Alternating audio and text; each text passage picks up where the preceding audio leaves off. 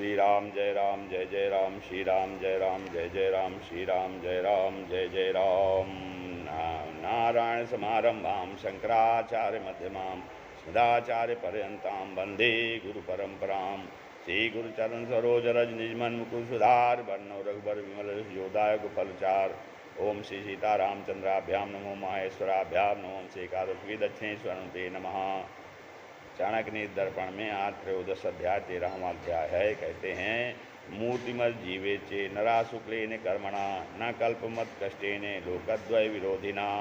कहते हैं उत्तम कर्म करते हुए मनुष्य एक ही पल क्यों न जीवित रहे तो अच्छा है, परंतु दोनों लोगों के विरोधी दुष्ट कर्म से कल्प भर जीना अच्छा नहीं है। फिर कहते हैं गत्सोकेन कर्तव्यो भविष्यम नैव चिंतयेत् वर्तमानेन कालेन प्रवर्तन्ते विचक्षणाः। कहते हैं गत बीते हुए का शोक नहीं करना चाहिए और भविष्य की चिंता नहीं करनी चाहिए। वर्तमान समय को देखकर ही विद्वान किसी कार्य में लगते हैं। स्वभावेन हि तुष्यन्ति देवा सत्पुरुषा पिता ज्ञातया खान पानाभ्याम वाक्यदानेन पंडिताः। कहते हैं उत्तम स्वभाव से ही देवता सत्पुरुष और पिता संतुष्ट होते हैं, परंतु बंध बांधव खान पान से और प्रवचन से विद्वान लोग प्रसन्न होते हैं। फिर कहते हैं आयु कर्म च वित्तम विद्या निधन में ऊँचा पंचायतानि सिद्ध्यन्ते गर्भस्थय शैव देहिना। कहते हैं आयु बल कर्म धन विद्या और मरण ये पांचों गर्भवास में ही विरंची ब्रह्मा जी रच देते हैं। अहो यौ विचित्राणां चरितानि महात्मनां लक्ष्मी तीक्ष्णाय मन्यन्ते तद्भारेण नमन्ति च। कहते हैं और आश्चर्य है कि महात्मा बड़े लोग कैसे विचित्र स्वभाव के हैं कि लक्ष्मी धन को तृण के समान मानते हैं और प्राप्त हो जाने पर उसके भार से नम्र हो जाते हैं। यस्य स्नेहो भयं तस्य स्नोहो दुःखस्य भाजनम स्नेह मूलानि दुःखानि तत्तं त्यक्त्वा वसेत् सुखम। कहते हैं जिससे प्रेम है उसी से भय है, प्रेम ही दुख का भाजन और कारण भी है। अतः सुख से रहना चाहते हो तो उसका त्याग कर दो।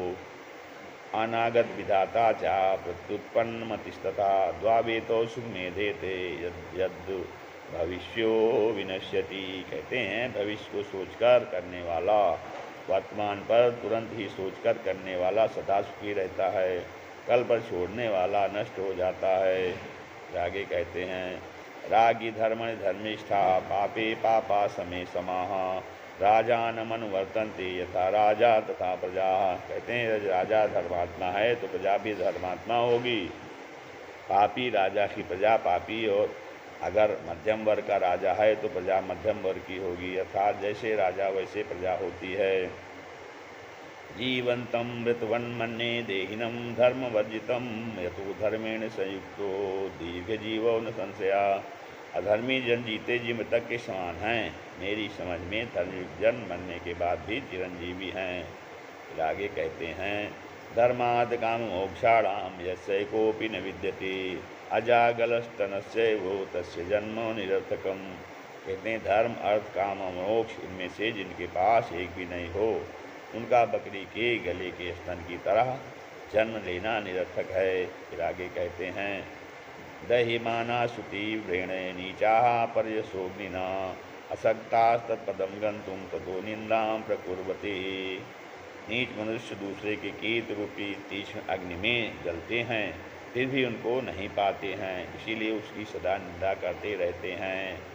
बंधाय विषयासंगो मुक्तो निर्विषयं मनः मन एव मनुष्याणां कारणं बंधमोक्षयो। कहते हैं मन को विषय में आसक्त करना बंधन का कारण और मन को विषय वासना से विरक्त रखना मुक्ति का कारण है। फिर कहते हैं देहाभिमाने गलिति ज्ञानेने परमात्मना यत्र यत्र मनो याति तत्र तत्र समाधया। कहते हैं इस देह का अभिमान तभी नष्ट हो जाता है जब परमात्मा का ज्ञान प्राप्त हो जाता है, और जहाँ जहाँ मन जाता है वहाँ वहाँ उसको समाधि होती है। ईप्सितं मनसा सर्वं कस्य सम्पद्यते सुखं दैवायत्त मता सर्वं तस्मात् संतोषमाश्रयेत्। इच्छित सब सुख किसको मिलता है, अर्थात किसी को नहीं, क्योंकि इसका कारण दैवगति है, इसलिए सबको केवल संतोष करना चाहिए। यथा धेनु सहस्रेषु वत्सो गच्छति मातरम यथा यच्चकृतं कर्म कर्तारमनुगच्छति। कहते हैं जैसे हजारों गायों के बीच में भी बछड़ा अपनी ही माता के पास जाता है, उसी प्रकार किया हुआ धर्म कर्म करने वाले के ही पीछे जाएगा। अनवस्थित कार्य से न जने न बने सुखम, जनो दहति संसर्गात वनम संग विवर्जितान। कहते हैं व्यवस्थित कार्य करने वाले को जन में या वन में कहीं भी सुख की प्राप्ति नहीं है, क्योंकि जन अपने संसर्ग से जलाते और वन अपने निर्जनता से जलाता है। कहते हैं यथा खनित्वा खनित्रेण भूतले वारि विंदति तथा गुरुगताम विद्याम शुश्रूषुरधिगच्छति। कहते हैं कि जिस प्रकार खन्नी रंभा और कुदाल से खोदकर जल पृथ्वी के नीचे से प्राप्त करता है, उसी प्रकार गुरु सेवा के से विद्यार्थी उत्तम विद्या को प्राप्त कर सकता है।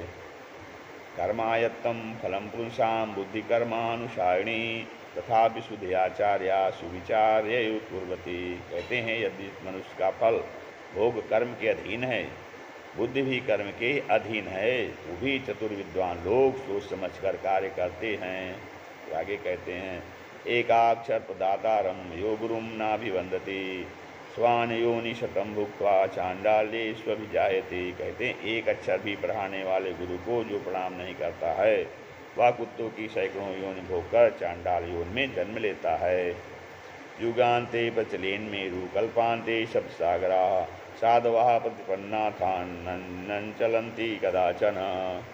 कहते हैं युग के अंत में सुमेर पर्वत और सातों सागर चलायमान होते हैं, परंतु युग के अंत में परंतु साधु लोग निश्चित मार्ग से कभी नहीं विचलित होते हैं। फिर कहते हैं पृथिव्यां तीर्ण रत्नानि अन्नमापः सुभाषितम मूढ़ै पाठखाण खंडेषु रत्न संज्ञा विधीयते। कहते हैं पृथ्वी में अन्न जल और पीवचन ही रत्न हैं, किंतु मूर्खों ने पत्थर के टुकड़ों को ही रत्नों में गिना है। इस प्रकार से इत चाणक्य ने दर्पणे त्रयोदशोऽध्यायः। श्री राम जय राम जय जय राम, श्री राम जय राम जय जय राम।